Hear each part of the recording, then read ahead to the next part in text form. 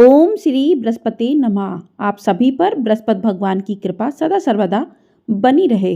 गुरुवार को भगवान बृहस्पति जी की पूजा का विधान है।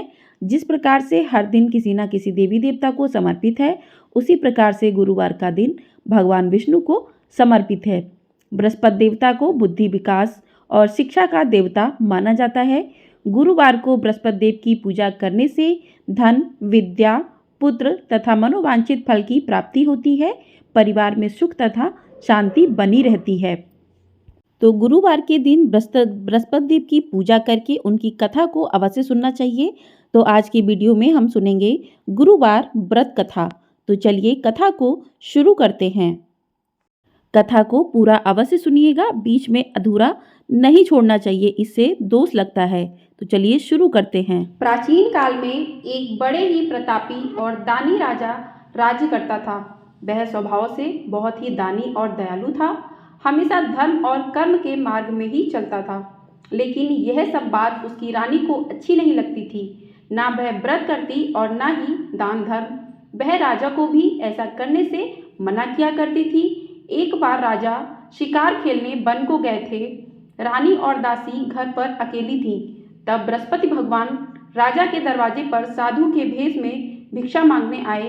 तो रानी कहने लगी, हे साधु महाराज, मैं इस दान और पुण्य से तंग आ गई हूँ। आप मुझे कोई ऐसा उपाय बताएं जिससे यह सारा धन नष्ट हो जाए और मैं आराम से रह सकूँ। मेरे पास करने को कोई कार्य न हो। तभी रानी की बात सुनकर साधु महाराज बोले, हे रानी, तुम तो बड़ी विचित्र हो। संतान और धन से भी कोई दुखी होता है। अगर तुम्हारे पास धन अधिक है तो तुम इसे शुभ कार्यों में खर्च करो। लेकिन साधु की बातें सुनकर रानी खुश नहीं हुई और कहने लगी, मुझे ऐसे धन की कोई आवश्यकता नहीं है जिसे संभालने में ही मेरा सारा समय बीत जाए। रानी की बात सुनकर साधु के भेष में बृहस्पति भगवान बोले, यदि तुम्हारी ऐसी इच्छा है तो मैं तुम्हें जैसा बताता हूँ तुम वैसा ही करना। 7 गुरुवार तक इन कार्यों को करना, जैसा घर को गोबर से लीपना, कपड़ा धोबी के यहाँ धुलवाना, भोजन में मांस मदिरा का सेवन करना। इससे तुम्हारा धन संपत्ति नष्ट हो जाएगा और तुम आराम से रह सकोगी। इतना कहकर साधु महाराज लोप हो गए। साधु के कही बातों के अनुसार करते हुए केवल 3 गुरुवार ही बीते थे कि उनकी समस्त धन संपदा नष्ट हो गई। जिसके बाद भोजन के लिए राजा का परिवार तरसने लगा। गरीबी को देखते हुए एक दिन राजा रानी से कहता है कि मैं परदेश को जाता हूँ, क्योंकि यहाँ मुझे सभी जानते हैं, इसलिए मैं यहाँ कोई छोटा कार्य नहीं कर सकता। ऐसा कहकर राजा परदेश चला गया। परदेश में राजा जंगल से लकड़ी काट कर लाता और उसे बेचकर जीवन यापन करने लगा। इधर राजा के बिना रानी और दासी दुखी रहने लगी। एक समय ऐसा आया जब 7 दिन रानी और दासी को बिना भोजन के रहना पड़ा। तब रानी ने अपनी दासी से कहा कि पास ही नगर में उसकी बहन रहती है, वह बहुत ही धनवान है, तू उसके पास जा और खाने के लिए कुछ ले ताकि थोड़ा बहुत गुजर बसर हो जाए। दासी रानी के बहन के पास गई तो उस दिन गुरुवार था और रानी की बहन उस वक्त गुरु बृहस्पति भगवान की व्रत कथा सुन रही थी। जब दासी रानी के बहन के पास गई और अपनी रानी का संदेश दिया, तब रानी की बहन ने कोई उत्तर नहीं दिया। तो दासी बहुत दुखी हुई और उसे क्रोध भी आया। दासी ने रानी को सारी बात बताई। तब दासी की बात सुनकर रानी ने अपने भाग्य को कोसा। उधर रानी की बहन ने सोचा कि मेरी बहन की दासी आई थी, लेकिन मैं उससे नहीं बोली। कथा सुनकर और पूजन समाप्त कर रानी की बहन अपनी बहन के घर आई और कहने लगी, मैं गुरुवार व्रत कर रही थी। जब तुम्हारी दासी गई तब मैं कथा सुन रही थी। जब तक कथा होती है तब तक ना उठते हैं और ना ही बोलते हैं, इसलिए नहीं बोली थी। कहो दासी क्यों आई थी? तब रानी बोली, तुमसे कुछ भी छिपा नहीं है। हमारे घर खाने को अनाज नहीं है। ऐसे कहते कहते रानी की आंखें भर आईं और उसने अपने सभी बातें रानी को बता दी। रानी की बहन ने बोला, बृहस्पति भगवान सबकी मनोकामनाएं पूर्ण करते हैं। देखो, शायद तुम्हारे घर अनाज रखा हो। बहन की बात सुनकर रानी को विश्वास नहीं हुआ। बहन की आग्रह से रानी ने अपनी दासी को रसोई में भेजा तो उन्हें सचमुच एक अनाज से भरा घड़ा मिला। ये देख दासी को बहुत हैरानी हुई। उसने रानी को सब बता दिया और कहा कि जब हमको अनाज नहीं मिलता है तो हम व्रत करते हैं। क्यों ना इससे व्रत और कथा की विधि पूछने जाएं, ताकि हम भी गुरुवार व्रत कथा करें। तभी रानी की अपनी बहन से बृहस्पतिवार के बारे में पूछा।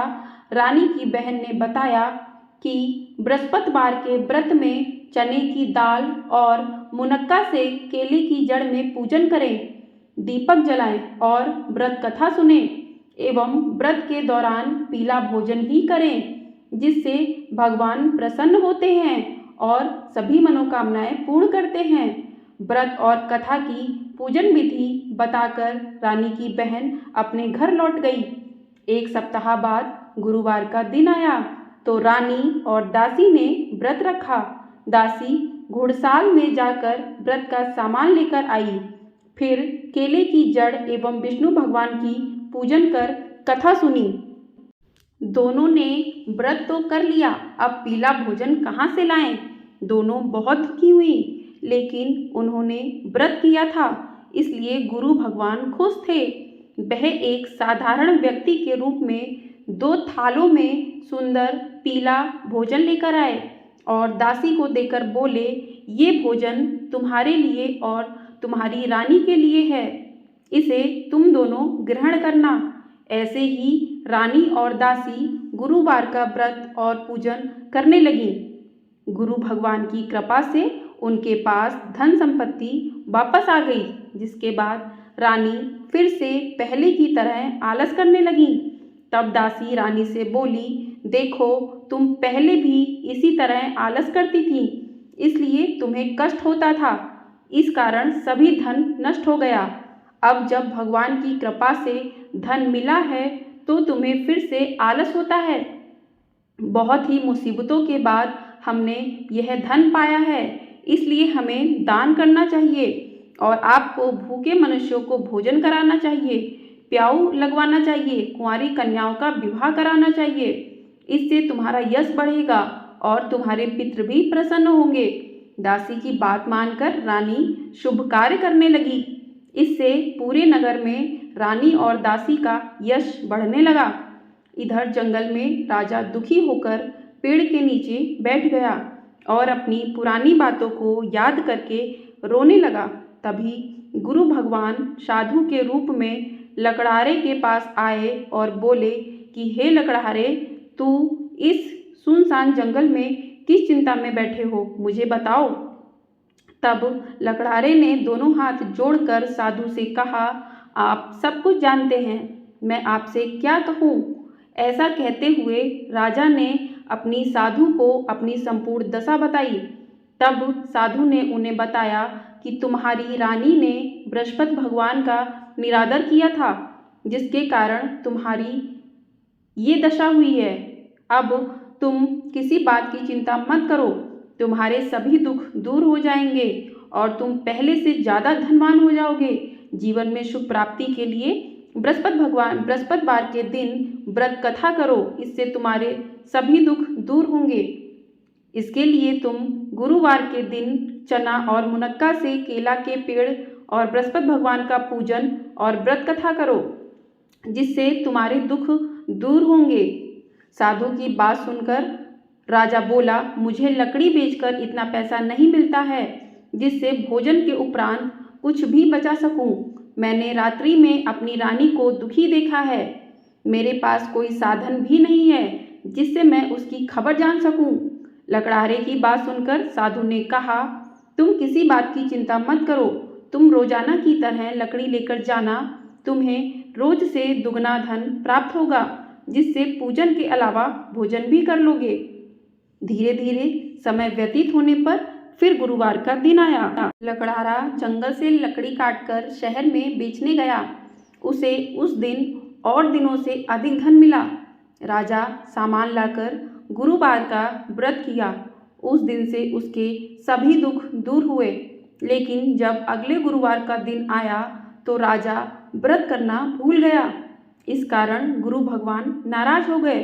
उस दिन उस नगर के राजा ने एक विशाल यज्ञ का आयोजन किया था और शहर के लोगों को अपने घर में भोजन नहीं बनाने का आदेश दिया था।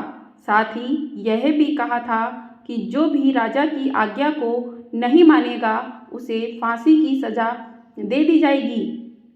इस तरह राजा की आज्ञा से नगर के सभी लोग भोजन करने गए, लेकिन लकड़हारा कुछ देर से पहुंचा, इसीलिए राजा उसे अपने साथ ले गए और साथ में भोजन करा रहे थे।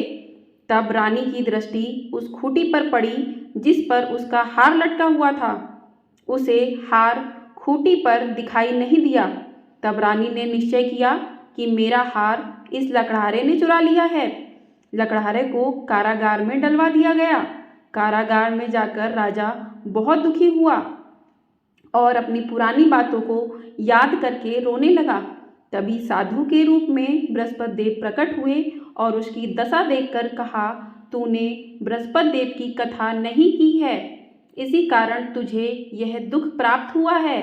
अब किसी प्रकार की चिंता मत कर। गुरुवार के दिन तुझे कारागार के दरवाजे पर 4 पैसे पड़े मिलेंगे। उससे तू बृहस्पतिवार की कथा करना, तेरे सभी कष्ट दूर हो जाएंगे।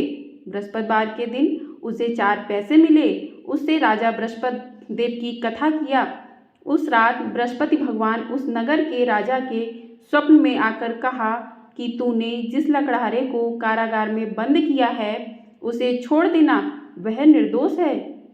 अगर तू ऐसा नहीं करेगा तो मैं तेरा सारा राज्य नष्ट कर दूंगा। रात्रि में स्वप्न के बाद राजा प्रातःकाल उठा और खूंटी पर हार लटका देखकर लकड़हारे को बुलाकर क्षमा मांगी और सुंदर वस्त्र आभूषण भेंट कर उसे विदा किया। गुरु भगवान की आज्ञा अनुसार राजा अपने नगर को लौट गया। जब राजा नगर के निकट पहुंचा तो उसे पहले से अधिक बाग और धर्मशालाएं दिखीं। तब राजा ने नगरवासियों से पूछा कि यह किसने बनवाया है, तो सभी ने रानी का नाम लिया।